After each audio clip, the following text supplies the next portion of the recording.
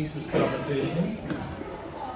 Group 2 is out on the lawn, so make sure you're in the right place.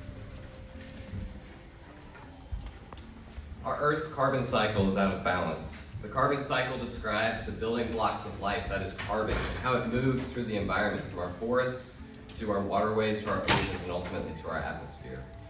And then really all the carbon in our atmosphere is because of human interaction, because of our activities on Earth, this excess carbon that is causing climate change. And really one of the best things we can do now is to understand how this carbon cycle works and how we can better understand how to mitigate these activities that are causing climate change.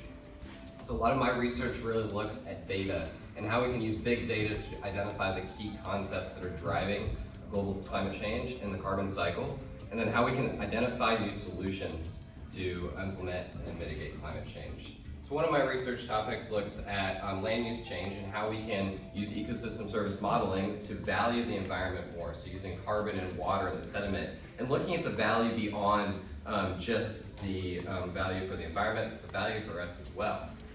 So we see things like the Edisto River Basin, where we have land use change occurring at a rapid pace. In the Edisto River Basin, we've had over 4,000 acres have been converted from agriculture farmland to developed and unmanaged forest land in the last 20 years. While this is a great way to look at the landscape scale, we also sometimes want to look at the parcel scale when it comes to identifying climate or carbon cycling and how the carbon cycling works. So we can use things like eddy covariance technology to look at carbon cycling in small ecosystem service areas. So we would say that in like a salt marsh here, we have a tower where we can measure the carbon in the air at 10 times per second over multiple years. And this can give us information about how management and also climate factors are affecting the carbon cycle.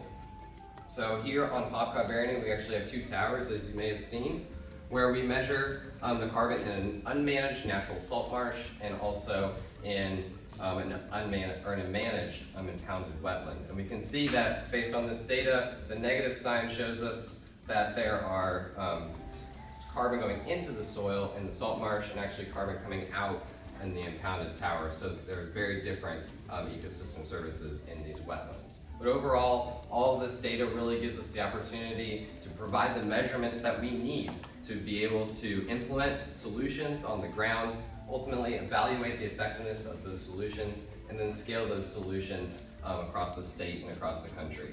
But as I like to say, just as the Lorax was the keeper of the trees, it is my immense pleasure and opportunity really to protect these trees here in South Carolina, but also speak for those landowners, those farmers, and for the next generation of forest stewards. Thank you.